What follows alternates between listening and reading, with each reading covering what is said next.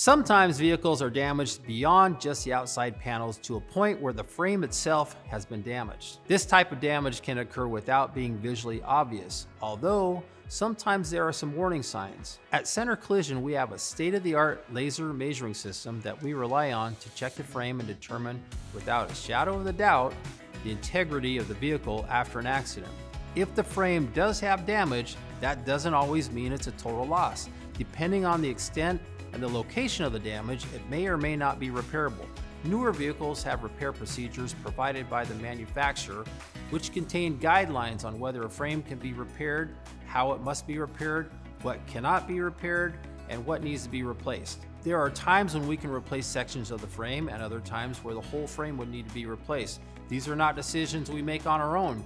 They are always based off the recommended repair procedures from the manufacturer of the vehicle.